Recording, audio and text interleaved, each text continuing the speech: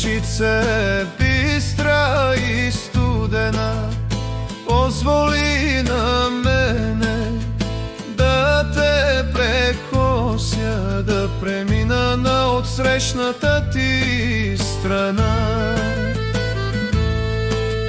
Ти, ветре, силен и могъщ, пази ме от пек и дъжд. Тръгнал съм през планината да си търся стадата.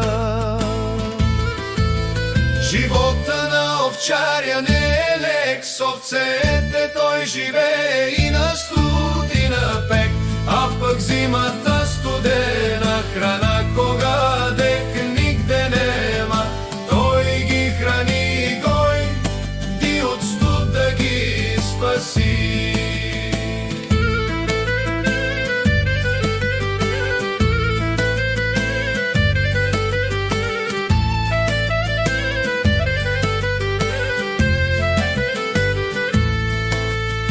Ей, планино, чуй ме ти да минем през степни пропусни, че вече пролет се разпролети.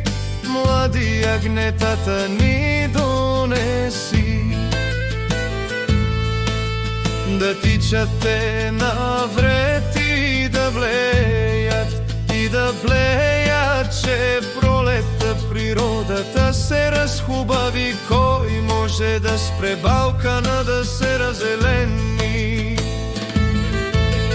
Живота на овчаря не е лек, с овцете той живее и на студ и на пек.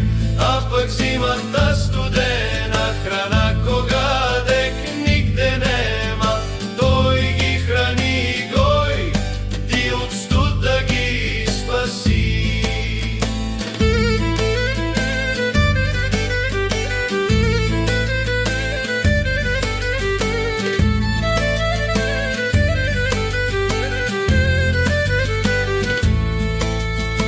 И кога нявга запиташ пак за българското агне по Гергиов ден, знай, че то е расло и е пасло в Балкана ни зелен.